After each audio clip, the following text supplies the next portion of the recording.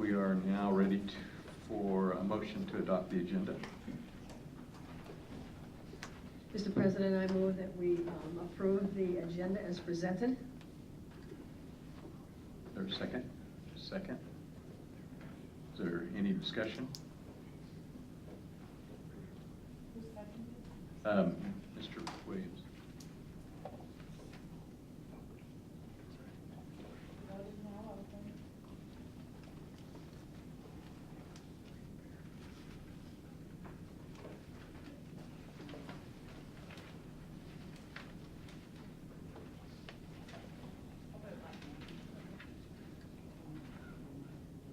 All votes are in. Motion carries unanimously.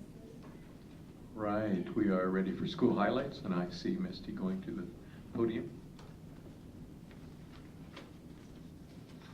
Good evening. We are going to start with our Senior of the Month for the month of May, and from Highland Park High School. And we're going to show the video first, and then I'll invite Ms. Dr. Perry to come up and speak on behalf of our Senior of the Month.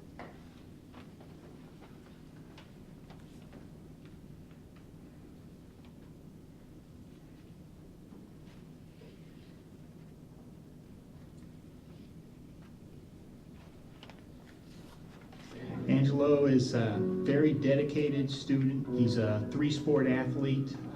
He's the true definition of a scholar athlete. High GPA, letters in the sports that he participates in, all around just a really great student, both on the field as well as in the classroom. Getting involved for me, it just kept me like with my friends and kept me in my sports that I wanted to play, kept me working hard because I can play for like my team and not just for myself. Angelo deserves the Senior of the Month award because of his dedication to his teams as well as his dedication to the classroom. I'm proud of him because of what he's achieved in the last 4 years. He's always pushed himself physically as well as academically. I think he's going to represent Highland Park High School and Topeka Public Schools in a fabulous way when he goes off to college. So I'm going to go to college at Topeka University and play football and study engineering. Like I've always had this vision of doing something bigger and greater than everybody else. Being a first-generation college student means like the world to me, so I'm just going to keep doing it, keep pushing forward.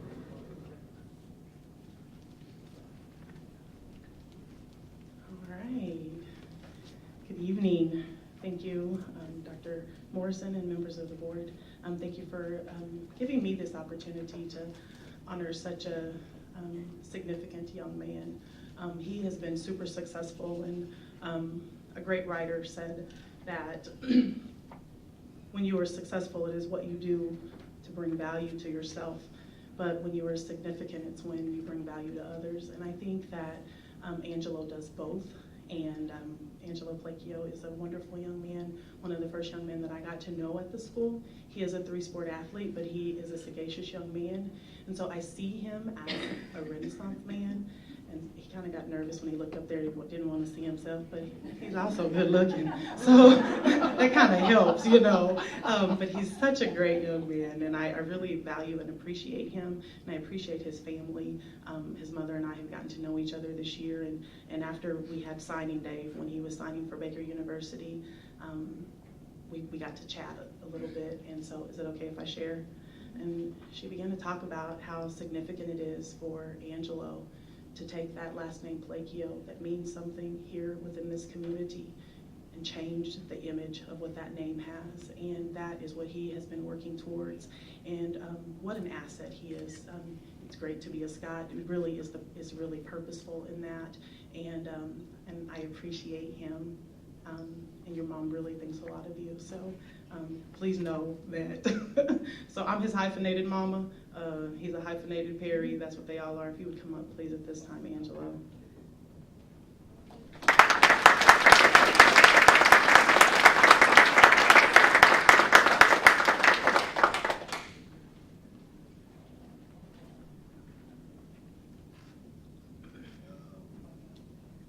This is all my family here. My mom, my great aunt, my great uncle, and my grandma, my brothers over there too. And yeah, I just like to. So Angelo, would you stand a little closer to the microphone? Yeah. There we go, my bad. But yeah, that's all my family. My future plans are to attend Baker University, study pre-engineering, and also play football on football scholarship. Guys have any questions? Dr. McCarthy? Hi there, congratulations. I got to see you at the signing ceremony, and you have a really exciting career ahead, and Baker's a tremendous choice, great school. Could you just tell us a little bit about your experience at Highland Park and what stands out to you as people who made a difference and teachers? What really stood out to me was just really the teachers. Like, they always pushed me to be better than I was. Like, if I was ever like quote unquote slacking off or just a little bit, they always made sure I was getting above and beyond. So just the staff is what I think is like above and beyond a lot of other schools, I think, in my opinion. Thank you. Mr. Woods?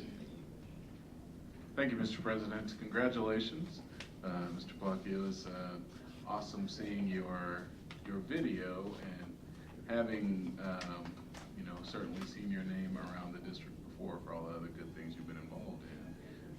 If you wouldn't mind, tell us specifically what you do in football, what you do in the other two sports you compete in, and then I'm curious what kind of engineer, what discipline do you think you want to go into, or what drew you to the engineering field?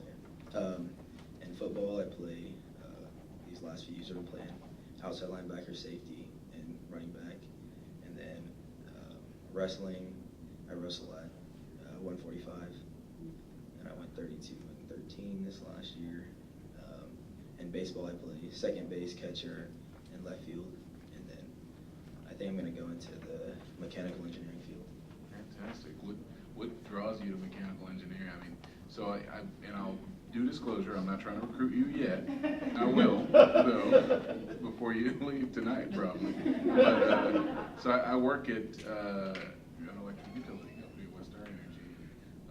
Tons of engineers, as you know, a lot of mechanical engineers specifically because of, if you work at a utility in the generation field, you've got tons of big equipment, and the mechanical engineers tend to like, giant, 8-ton, pieces of machinery and giant Tonka toys, basically. So I'm kind of curious, what draws you? What do you think you want to do with the mechanical engineering? I just like the more hands-on thing. Like, I like to do a lot of work and the There's a lot of technology that. side and all that stuff. Awesome. Fantastic. Well, congratulations. I think it's awesome that you're going to go to Baker as well. So my undergraduate degree came from an institution where we competed against Baker. Oh, yeah. I was a football player too. We beat them every year.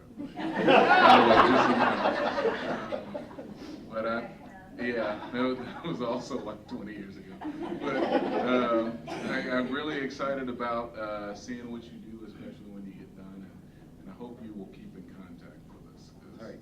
I can see you on one of those You Can Get There From Here posters. Okay.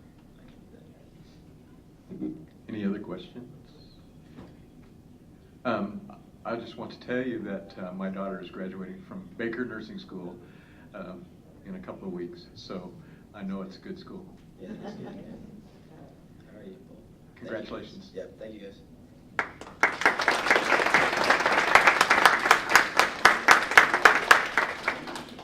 So, Ms. Kruger, are we taking pictures later, or? Yes, we'll do pictures after we get through all of these.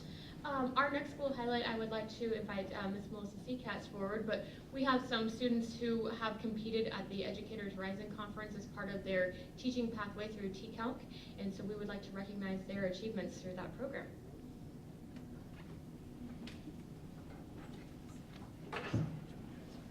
Before I introduce these fabulous young ladies and future professionals of Topeka Public Schools, we will hire them back. I'd like to tell you a little bit about Educators Rising. Educators Rising is a nationally known student organization, formerly known as Future Educators of America. Most recently, just about a year ago, the state of Kansas welcomed back Educators Rising as a state CTSO. So that was a very big move for them. There was a lot of research involved, and we're really happy that we can actually include Educators Rising as part of our teaching and training pathway. So within the pathway, Educators Rising provides some guidance and some opportunities for these students. So twice this year, we went to Educators Rising conferences. This fall was held at Mid-American Nazarene University, and then this spring, the state conference was held at Kansas State University, and those locations change every year.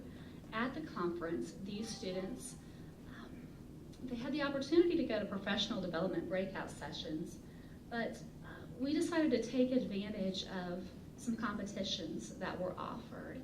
I really wanted to make this experience very real for them.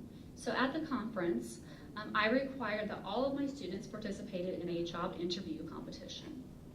Second, they had to select of one more competition. And so now I'm going to introduce to you the students and share with you how they placed. So first, Liz Gutierrez, senior from Highland Park High School. She is interested in social work, school social work or social work within the state. She competed in what's called Exploring Non-Core Content Education. And I'd like to congratulate her once again in that she won the conference or the competition for the state of Kansas.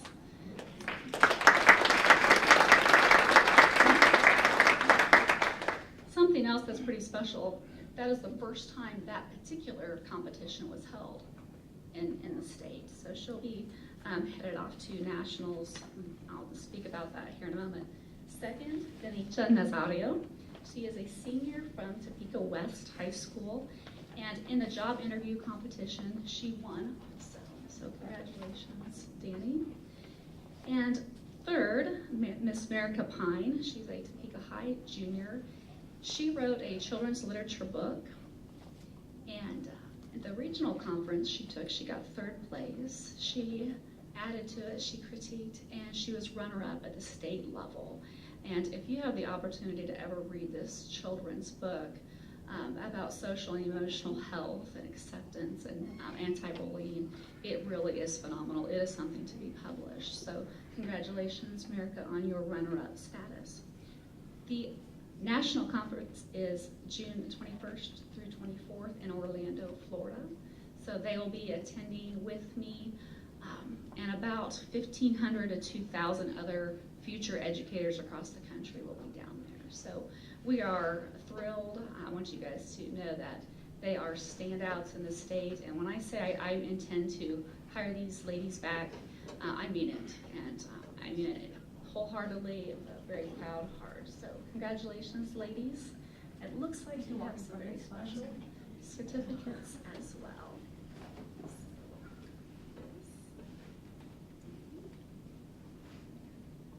I'm going to move on over. I'm sure you have some questions for them. So anybody want to start? Okay. Congratulations. We are so proud of you, and you all look like just wonderful representatives for our district. We really appreciate you putting yourselves out there, and whenever we hear back about our students, they always say that your performance makes us proud. I guess same question I had for Angelo. Is there anything you want to tell us about your experience in Topeka Public Schools that had kind of led you to this point? I expect you each probably had some special teachers in your life. At the Board of Education, we're always looking at ways that we can help students do better. So we always love hearing back from you about what you liked about your experience and what you think could be better. So here's your chance.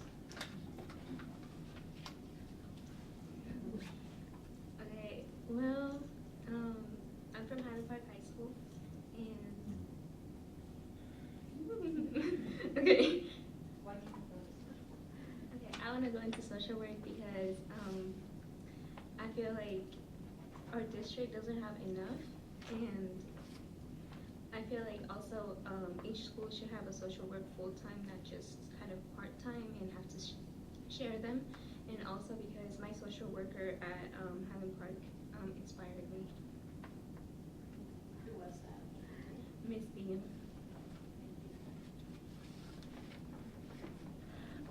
Okay, hi guys. I'm nervous. Okay, so what inspired me to be a teacher? I want to do elementary. If I don't have the chance to do 3rd grade elementary school, I want to go to middle school. ELL teacher, because I'm Hispanic, so I came here knowing no English whatsoever. So I want to help others as well to learn English. And one of the teachers that helped me a lot was when I was in Highland Park High School, Mrs. Walton. She inspired me a lot and helped me a lot. This is really loud. And yeah, that's why I want to become a future teacher, future educator. So thanks. Hi, good to be hi. I was kind of unsure about becoming a teacher, and all I knew really was that I had a really big passion for kids and little ones. And so I thought, well, maybe teaching can be my thing. You know, that seems like a great profession. And then I joined this pathway, and it's a phenomenal class. This is an amazing class. And Miss Cat is also an amazing teacher. And this whole year, she's pushed us to find what we love and why we love it. And just really the pathway is amazing. And so, yeah. Mr. Woods. Thank you. Thanks for, I mean, that was what I was going to ask you primarily. I was curious about that, but I also want to know if you have any folks who are here with you, if you introduce them, and especially for our folks who want to be teachers and for our social worker. We're going to have a place for you.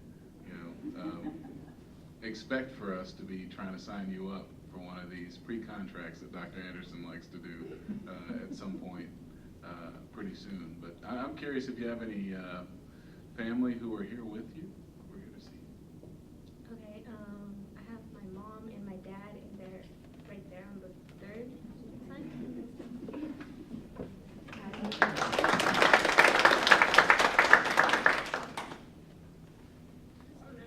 I have my sister. She is on the red with the Highland Park shirt.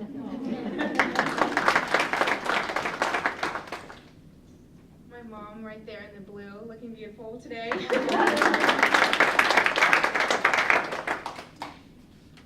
So would you tell us what your plans are post-graduation? Well, my plans are to go to Allen County first, and then once I'm done with that, I want to go to Washburn, and I want to get more involved into the 501 district. That's what I'm more interested in. Good for you.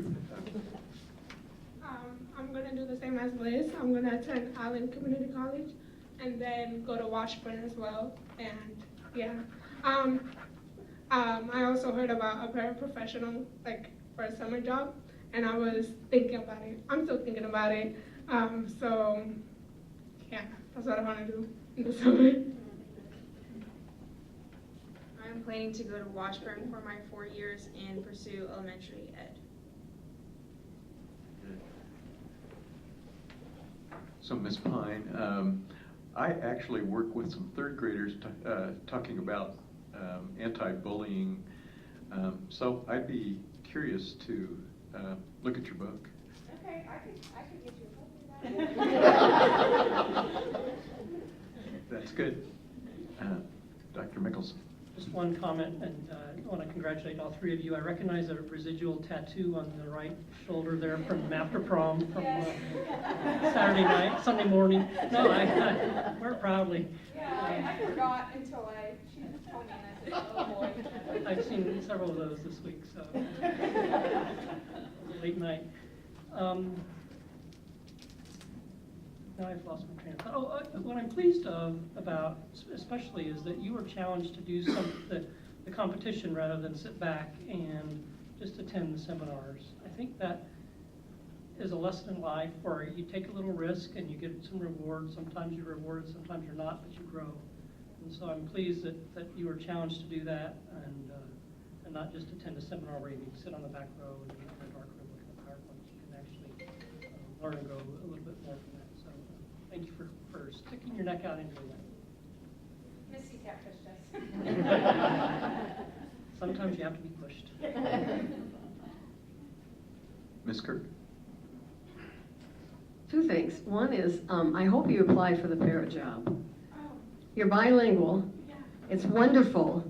We need young, exciting individuals who believe they want to be teachers working as paras with our children, particularly those for whom English is not their first language. And we have lots of our children here who need that support. And to see someone like yourself who's come through the system, you're learning the language, you're going to be going out of college. I mean, what a role model you are for those kids. So the same thing for any of you to be a para in the summertime. It sounds exciting to me. The other thing that I just have a question, and we've got our administrator sitting over here. Here we have a young woman who has created a book for children dealing with the issues that we have to deal with every day and our children have to deal with. One wonderful opportunity for us to maybe see what we can do to help her, at least make it available for our children to see what one of our students has done, and it's a learning piece from just about any angle I can think of. So I would hope that maybe we can put our heads together and figure out how we can help her and take what she has put together to make it available to our kids. And then she can help her, guide her to go beyond that if we think it's publishable. But I mean, certainly it's usable and publishable for us in here, but for our kids. So I think it's wonderful. Thank you. All right.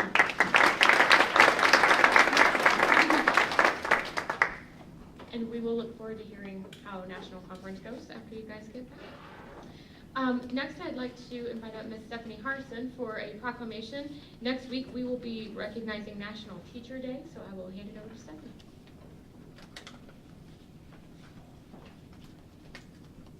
Thank you. I am going to be joined by our incoming Vice President, Angie Newroth. She is a preschool teacher in our district, and we are happy to have her joining us as an officer. As you know, I'm Stephanie Harson. I am a special education teacher, a graduate of Topeka High School, and I am also the NEA Topeka president. And we are honored to be accepting the proclamation for Educator Appreciation Day. I think that all of us are teachers, whether you're on the board or in administration or custodians and lunch ladies, all the way up and down in the district. Every single person who interacts with students is teaching. They're leading by modeling behavior and a work ethic and proper social skills, how to greet people, how to have a good day, how to come to work every day, work hard, and be the best citizen that they can be. In particular, I'd just like to recognize tonight that this time of year, I think, is a particularly difficult time for everyone in schools. It's a little bit tough for our students who are thinking about summer, or they're participating in all kinds of after-school activities, prom and things like that are foremost in their minds. But also the students who are thinking about leaving, moving on to something else, a job or university. That's scary for a lot of our kiddos. Additionally, a lot of our kiddos really love being in school. That is the best part of their day, sometimes the best part of their whole life, until they, go out and have families of their own. And so we just want to recognize that also for our educators it's tough, because we have to help our students get ready for those transitions and changes and cope with juggling all of those life events and still finish the year strong. And so this time of year, Teacher Appreciation Week or Educator Appreciation Week is just very needed. It's the right time to be doing that. And so we'd like to just again reiterate, we absolutely love being appreciated and standing out, but really the best way to appreciate a teacher is to make sure that the classrooms are well funded, that we have enough people to do the job, to serve our students and meet their needs, to make sure that people are respected and honored in what they do and valued, because it is tough work. And I think, my colleagues who work with pre-K, people who do that, there is nobody else in the world who can do that job. It is absolutely, people are hand-chosen and hand-picked to be in that role. My colleagues who work with middle school, God bless those folks, because this time of year, I realize that that is not perhaps what I'm called to do. But truly, people who teach in those environments, they will tell you that is what they are called to do. It is a calling to be part of that. And I look to these 3 young ladies here and think how wonderful that they have answered that calling. And we're so very lucky to have them. And I can tell you, as a graduate of our district, it's particularly rewarding to come back here and work in this district and serve students that you feel like you identify with, that they are like you. So want to thank you, the board, for recognizing Teacher Education or Appreciation Week, and we're excited to finish the year strong. Thank you.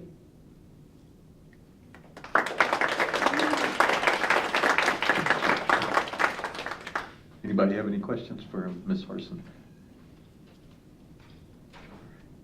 Okay, we have one final proclamation tonight. So we actually are recognizing National School Lunch Hero Day. And so we have Ms. Yankee and some of her staff here tonight. If Nikki, you want to come forward here.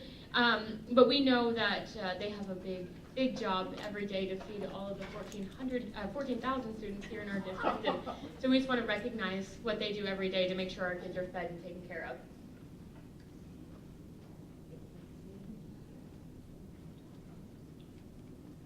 Hello. I have Amber Workman and Pam Grimes here as representatives of the Child Nutrition Program. They are outstanding representatives, and we have an awesome team throughout the district. These girls and our team serve our children breakfast, lunch, snacks, and dinner every day, and they do it gladly because they love the kids and they want the kids to have healthy, delicious food to nourish their bodies and their minds. So thank you for all you do and the rest of the staff. I'm proud to work for them and 157 other child nutrition heroes out there. Thank you.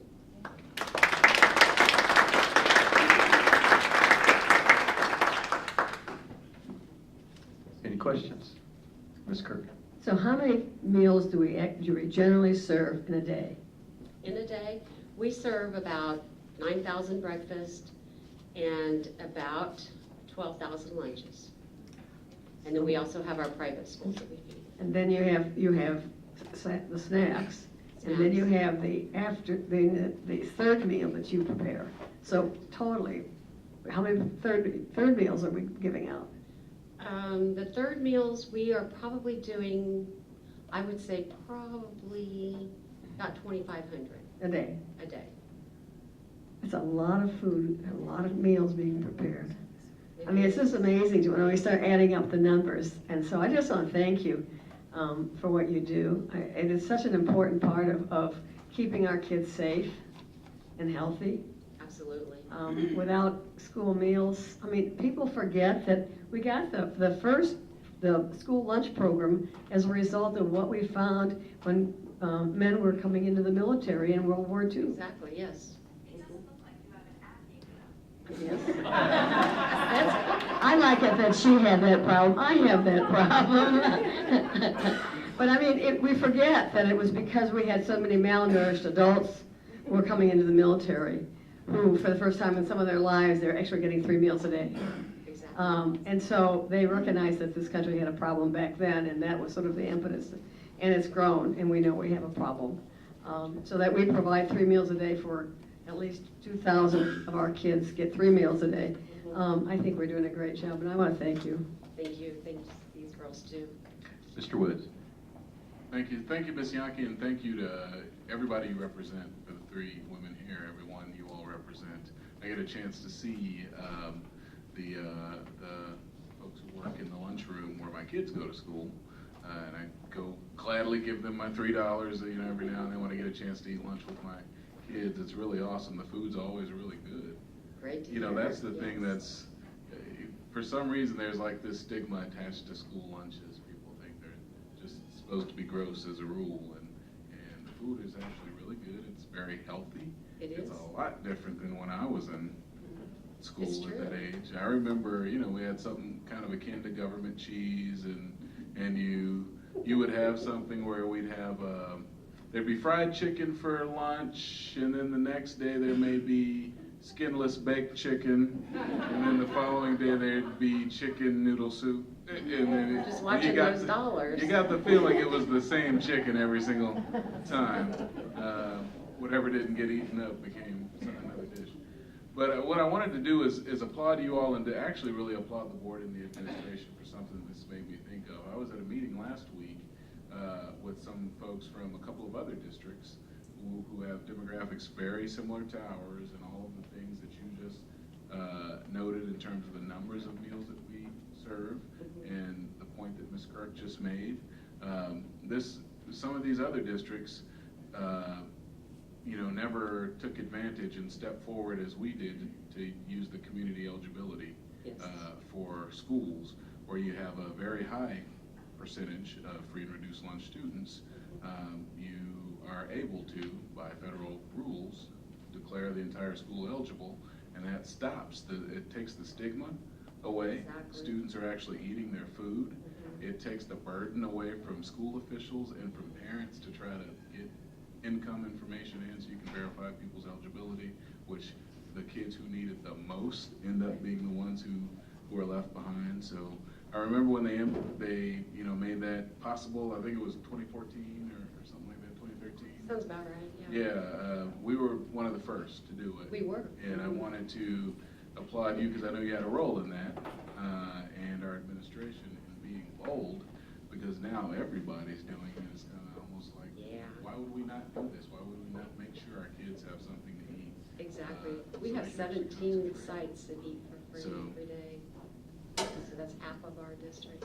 Yeah, and the reality is that's where we are. That's who we are as a district. So thank you for doing everything you could and being Thank bold you. and making sure our children are fed. Certainly thanks to the board and administration. Thank you. Dr. Mickelson. Ms. Donkey? Hold Ms. on. Donkey, one last question, one last comment I have. Acknowledge Ms. Grimes at after prom also, where Ms. Pine was getting her tattoo. I saw Ms. Grimes late Saturday night, early Sunday morning, helping make treats for the students who were at Topeka High after prom. So, well, it wasn't until about 3 o'clock, and then it got a little tiring. But just, you know, going above and beyond to help our students is exemplified by your commitment there. So thank you for that. Speaking of hand designing shirts, too.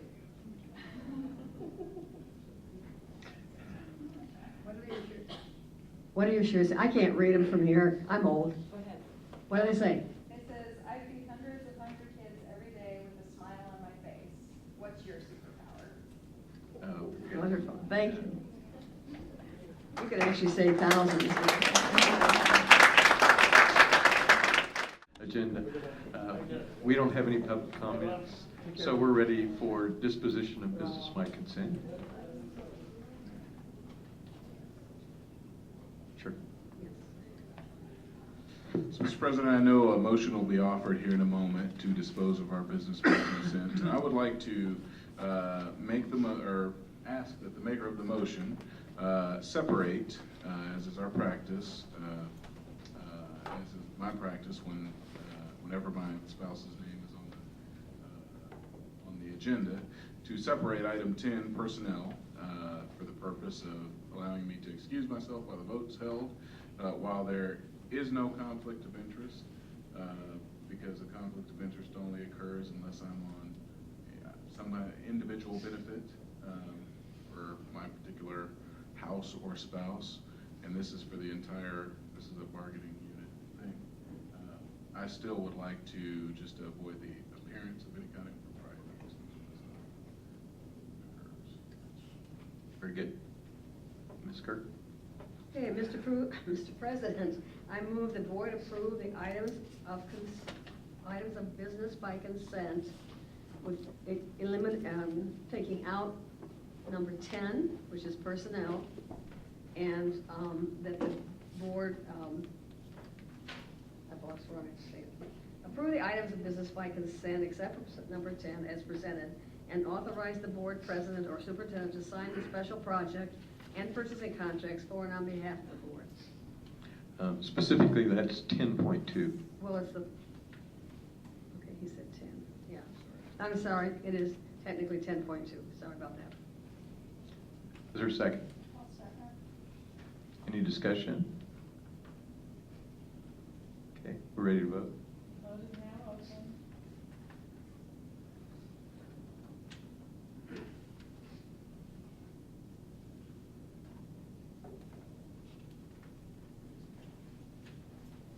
All votes are in, motion carries unanimously. It's done. It's done. You're already gone.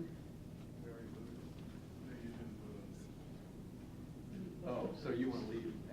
Okay, so I'll take a motion for approval of personnel report. So Mr. Williams and Dr. Mickelson. Is there any discussion about that? Okay, ready to vote.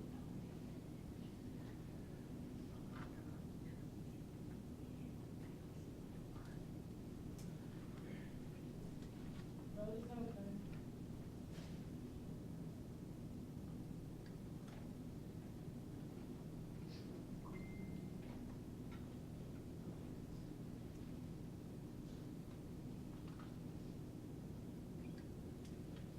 All votes are in, motion carries. Okay, we're moving on down to the superintendent's announcements.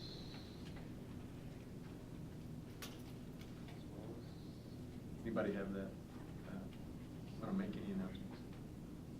I think the only announcement that I would want to make is a reminder to everyone that this coming Saturday is a very big event for Topeka Public Schools. It's the one time a year where the community really comes out in support of Topeka Public Schools through an event that we call Share Fest, where we have area churches and other volunteers that will be adopting different buildings across the district for a 4-hour period, doing both external and interior work to help beautify our campuses district-wide. So we really want to thank all of those who will be participating this Saturday. The weather forecast is perfect for this event, so we look forward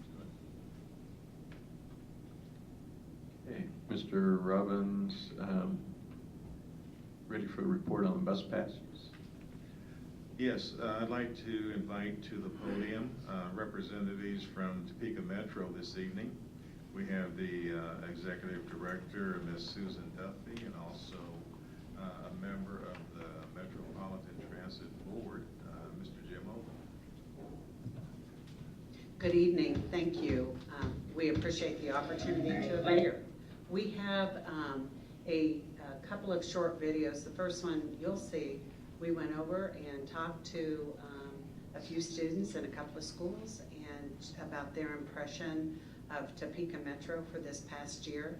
The second video you'll see is one that was produced by Topeka High for their morning announcements. That sure has changed from today, French Club will meet at 3:15 in room 24. You know, it's amazing. I love watching the announcements in the morning. It's great. But go ahead, roll the film. All right, my name is Gervais Span. I am a junior at Topeka High School. My name is Asia. I am 18 and I go to Topeka High School. My name is Josiah Henderson. I'm in the 11th grade and I attend Highland Park High School. It's Tyler Gibson. I'm 16. I'm a junior at Highland Park High School. I started riding the bus at the beginning of this year, so around August. I started riding the bus last year, about September. I actually used to use it as a mode of transportation during elementary school. I didn't want to transfer schools because I've been going to Topeka High since freshman year, but I moved in the middle of the year. So to be able to get over here easier, I started riding the bus. Sometimes I ride on weekends, like go to the grocery store at my grandma's since she has a disorder, and I try to help her out the best I can, or I go take my cousins out on the weekends because I don't have transportation to be able to drive us there. So my parents, when I rode it in middle school, it was actually my mom who was using it for the most part to go to work, and then I would use it to like go places like to the library. I use the bus to go to work and to go to school every day. If one of my family members' cars break down and that's the only car we have, use the bus. Without the pass, it'd be a bit more rough to get to school, being that I'd have to pay every time. I'm sure I'd make it work somehow, but again, without that pass, it's harder to get here, being that we need that because not all of us are financially stable to ride the bus every day to school. My friend, Ty Correa, like, he doesn't ride the bus, but he always asks me, like, it's easy. I'm like, it's easy. The bus has saved me from being late to work. I OCD and I'm serious about my schedule. It's helped me get to like work on time. It's helped me to get to school on time. There's this one time I was about to be late, and because my ride was out, so I just had to skate down to the bus station and just took it. I actually made a lot of friends on the bus riding to the school. You start to realize that like it's not like only at school days that they ride the bus, and just like sometimes like on the weekends they ride the bus too. You might need just meet up and hang out. If I need to go places like even an interview, I could get on the bus, try to schedule everything. There's nothing really terrible about riding the Topeka Metro. I actually enjoy it a lot. I do have an overall positive attitude about riding the Topeka Metro. It's an enjoyable experience. I would tell the students that it is a good experience too.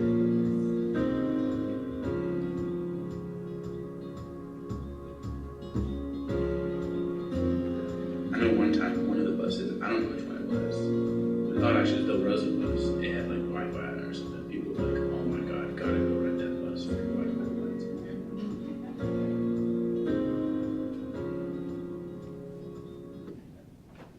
Okay, and the next one produced by Topeka High.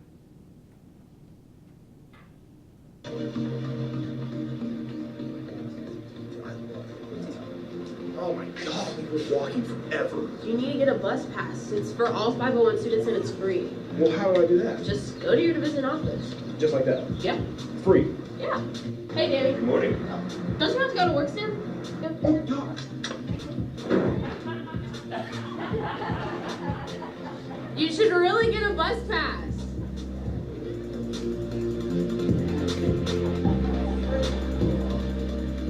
That was written, directed, produced, acted, all by Topeka Metro, or by students at Topeka High. So we just asked them to remind kids to ride the bus. This is what they wanted to do, so we appreciate that. Thank you again. You have before you one of our notebooks. Inside you have some information. On the right-hand side, there is a packet. We'll walk through that quickly. But I wanted to share with you also on the left-hand side is our, Kids Ride Free all summer long. These are the bookmarks the kids received this year. We have provided you two students, Student A and Student B. Student A is a Topeka High student. We assume by the fact we can tell by our data that we're able to collect every time they get on and they waive their pass. This is a typical student, lives in Oakland, and it appears as we are able to decipher the data, this student has a ride to school every morning, maybe by a parent, but uses the bus every afternoon. That's student A. Student B is a Topeka West student, we believe, 656 trips this year, lives somewhere on the 29 route, which is 29th Street, and takes the bus to school every morning, gets on at, if we look at September 1, they're getting on at 6:49 in the morning, the 29. They get into the station 7:13. They transfer to the number 10, which, or to the 21, I'm sorry, they're going to Topeka West. They get off at Topeka West, then they get back on, and then they're going to work somewhere along 10th Street. So where it says Route 10, that's the 10 bus on 10th Street. So it could be, I don't know, a fast food. Maybe they're going to, that bus goes to the mall, and it also goes to Walmart. But somewhere along 10, they're working in the afternoon. Then they get back on the bus, and they're going home to wherever they live on 29th Street. September 2nd is a Saturday.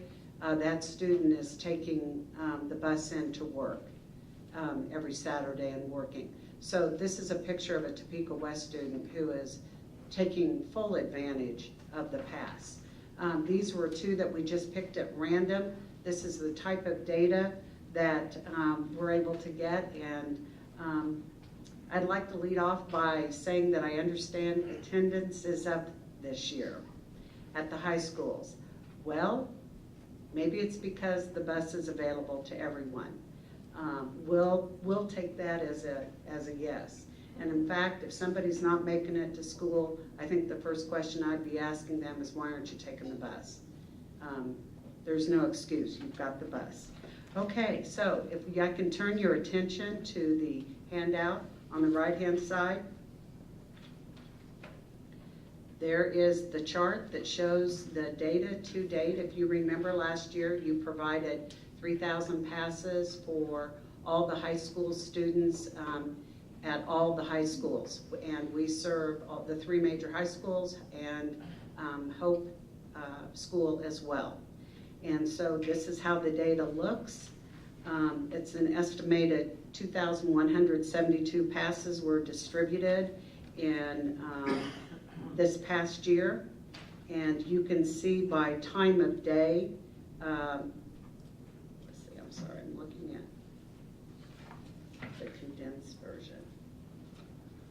You can see that 1,228 students have used their USD 501 pass. 426 students have taken over 100 trips. And the top user, that's this person that we pulled 656 trips, actually, because we counted the other day. 828 passes were not distributed. I believe that's in discussions with Mr. Robinson, that those have not been used this year. So turning to the next page, I am on page 3. You can see by time of day. Again, we're getting a lot of students to school over 2 different time periods, but then it looks like the majority of students are getting on the bus and going home. And like I've said before, in the morning, they're comatose. It's the Walking Dead. They're very compliant. They all have their earbuds in, and everybody is just, it's very quiet. 3 o'clock, it's a different story. There's a lot of motion activity going on to ensure that our students stay safe.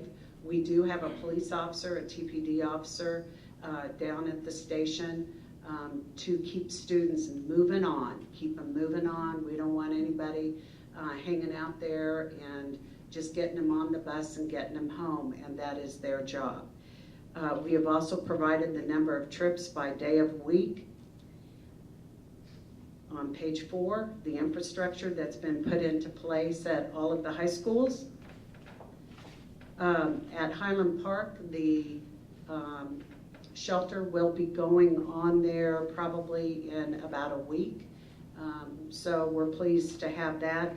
Highland Park students get off and on all around the high school. We make a loop around the high school, so there's a variety of locations.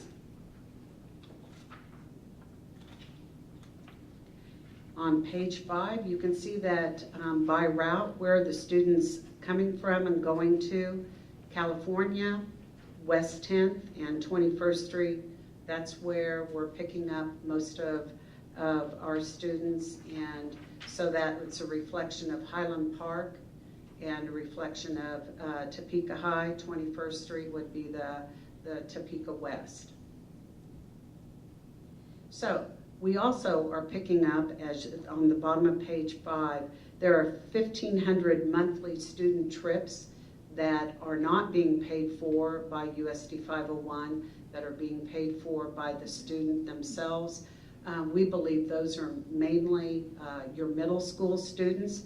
In fact, the other day when I rode with WIBW, there was a middle school student on his way, Donovan was his name, and he was sitting next to a cafeteria worker at Topeka High, and she was proudly reporting that she makes 8,000 meals a day.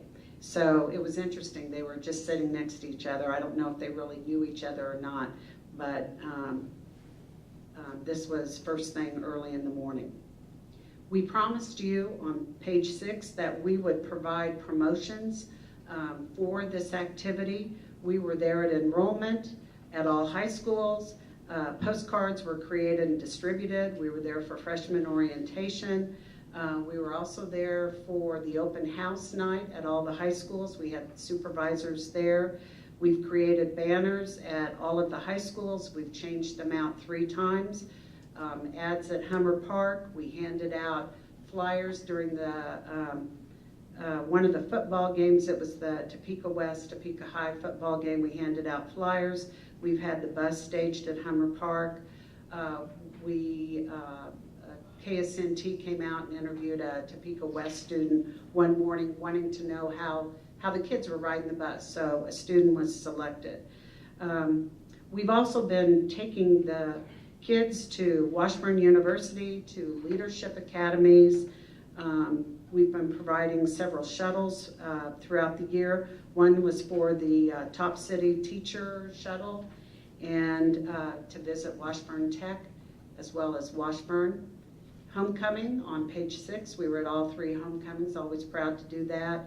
And probably the most fun is handing out the Gatorade and the snack bars during the testing period that the high school students go through. We're there in the morning with their breakfast bars, wishing them good luck and getting them something to eat on their way to school. So there's a snapshot there on page 8 of kind of the different activities that we've been involved in. We've also participated as sponsor for all the winter holiday concerts in the 3 high schools. We felt that was a different group of parents that we could reach, and we were proud to do that. So a whole year is almost gone by, and I would say it's been a good year. We feel we've tried to, as much as we can, get into the lives of students, make them realize this resource is available, make parents aware as much as we can. We would like to mail a flyer at some point in time to every high school parent. If we could do that, we would be happy to pay for the postage and design the postcard and get that mailed. We think that would be a helpful avenue to make parents aware. So we have included our proposal for this next coming school year. While last year you were at 3,000 passes, we believe that this year, this coming year, that the number could be lowered to 2,000 passes at $175 a pass. That's 9 months of riding. And if you see on the right-hand side of page 9, if they had to buy this on their own, what it would cost them. Our annual pass is a deeply discounted pass. It's for 12 months and it sells for $300. And then our other student fare, 31-day for 9 months would cost $360, a 24-hour pass, $540, et cetera, et cetera. So we are here today. We thought we would come to you before your budgets are resolved. We know the legislature is still in progress. It was good news to hear that the legislature, instead of the Bank of KDOT, is using the state general fund to fund transportation this year for schools. That was good news. And I am here to answer questions as well as Jim Ogle. So please let us know if we can answer any concerns or questions you might have. Any questions anybody has? Dr. Mickelson. thank you for your presentation and the work you do to help get our students to school. I'm greatly appreciative. A couple of questions. When you say a trip, is that like your student that went from 29th Street and they go to the bus transfer station? That would be 2 trips. That would be 1 trip. So going from and then going from the transfer station to the high school would be the 2nd trip. Yes. Every time a student boards, they wave Like the their pass, and they that's wave that's their one trip. pass Okay. above the fare box. That's correct. Do we have any metrics around how many students so almost 2,200 students used the bus this past year. How many of them just used it a handful of times? Do we know that? We could provide that data for you. We did provide that 426 had used it 100 trips. Right, or more. So we think that's more like on perhaps the low end, but we could get that data for Like you. 10 or less, or 5 or less. I'm just curious to know that they've used it, they know how to use it, but for whatever reason, they didn't repeat using it. And I would agree with you, it is a life skill. That's what we try to get across to them. And where it may not be their everyday use, but that occasion that mom has to go into work early or the car didn't start. Okay, absolutely. Yes. Yeah. And it's a lifesaver for some families to be able to. Exactly. I think the one student said that they had 1 car in their family, and if it's not working, they take the bus. And I think that's what we hear from a lot of students. And just to share, we do have some students tonight who have come tonight from Highland Park to speak, so I want to make sure they have an opportunity to visit with you. Do we want to do that next? Do we not provide bus passes for middle school students? For middle school? Yeah. Not that I'm aware of. Okay. And what was the cost of the passes last year? Or this current year? Last year, Topeka Public Schools paid $400,000 for your passes. For 3,000 passes? That's correct. So that works out to? That was $133 a pass. 133. Yes.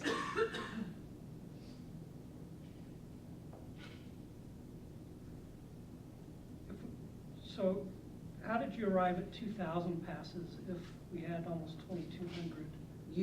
2,200 were issued, but 1,200, 1,228 total students have used their 501 passes. So while a student may have taken, and that is on page 2, while a student may have gone to the office and picked up a pass, for whatever reason, they did not use it. That's so correct. We bought 3,000, but only 1,228 used them. That's correct. Okay.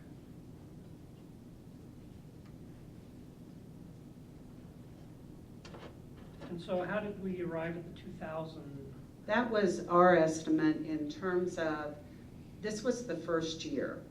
And so I think for a lot of students, it was kind of like, maybe I'll ride, maybe I won't. If you look at April on the first page, April ridership is going up, which didn't happen last year when it was just the 800 passes you had. So April ridership is going up. Maybe it's, we believe that as this becomes more of an accepted way of traveling, plus I feel like we still didn't reach the parents as we could have, and we're looking for some help there. I think mailing a postcard would be extremely helpful to get it to the parents so they understand that is available. Because we did receive phone calls pretty much all the way till Christmas of parents saying, is it true? Yes, it is. And all they have to do is go into the office and pick it up. And they were thrilled. Yeah. So when I look at your graph on page 1, don't take this comment as criticism, because I'm certainly grateful for the services that we've been able to partner with you for. But, and maybe it's a function of our total enrollment of bus riding capacity. I know seniors sometimes graduate at semester, but in the first semester ridership looks much higher than second semester. You see that? Yes, that's correct, And yeah. is that a reflection, do you think, Ms. Walls, of kind of overall student attendance in Yes. school? Yes. Or is it, Yes. I would say that, if I may. Certainly, yeah. Attendance is much higher at the beginning of the school year, than it is after the second semester. Okay. We also have students who graduated. Right. I just noticed that Yes. it's higher first semester than the second semester. We so- recognize that too. Yeah. So Dr. Mickelson, Mr. Robbins did state that we offered to middle school students. We didn't necessarily offer to middle school, but where there was an express need that was shared, we did provide some passes to middle school students. I mean, I just, we need to find the right balance, right, between providing opportunities for our students to get to school, safe and reliable opportunities which you all provide, and just the cost of getting them there, you know. And so that's the struggle I have a little bit. Is 2,000 the right number? It might be, but we had 1,200 use it, or 1,228 use it last year, so that seems a little high to me. But to your point, this is the first year that we've really offered it significantly. We've grown the program from year to year, so I'd love to see that continue to grow.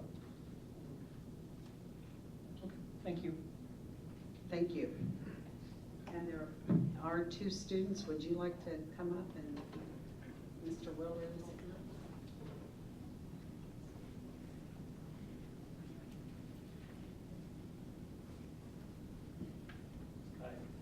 I'm Fred Willer. I'm a social worker from Highland Park High School for the last 18 years. I'm also the director of the TPS Community Cupboard.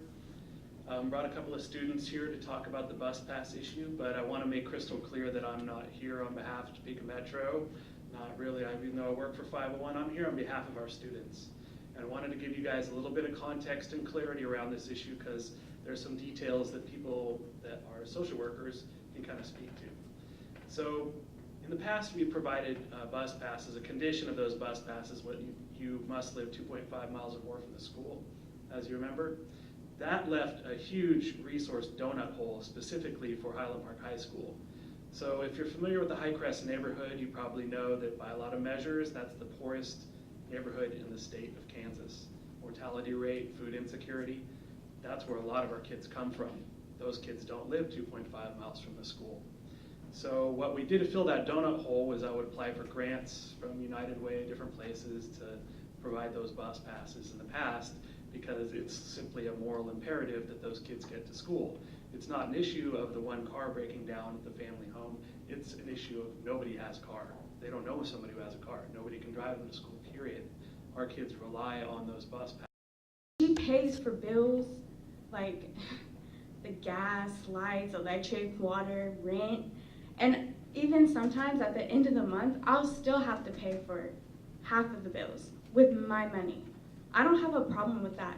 But what I do have a problem for is that if we don't have these bus passes, I'd have to either pay for it myself and not get some food or pay for bills in my house that I need. I'd rather have my lights on than have to pay $40 for a monthly bus pass or $300 for a yearly bus pass. I mean, can you pull out $300, and I'm not talking about your credit card, but like $300 out of your pocket? Because I can't. My grandma sure can't. I don't even get paid. I want to be able to either pursue my dreams in owning a salon, or I like theater a lot. So, for me to continue going this path, I have to have a bus pass. And my grandma knows that. So she would sacrifice her own money to get a bus pass for herself to but I can't afford her to walk to her work every day. Just think about all the students that won't. Think about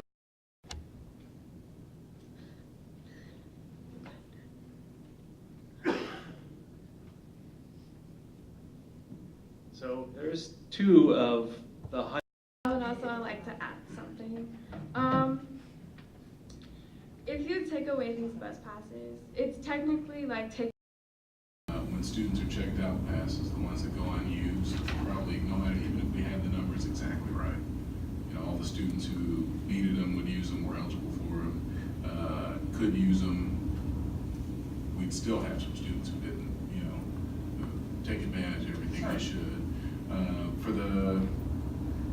I know it doesn't charge by the ride, and I don't know if we have the sophistication to even do it by the month, but for when passes go unused, like the 800 or so that we could somehow not charge those passes, be charged for those, or maybe those rides or those months or whatever for those passes build up in some kind of bank where they could be reused by students in the future. What I'm trying to do is make sure we don't have any that are wasted.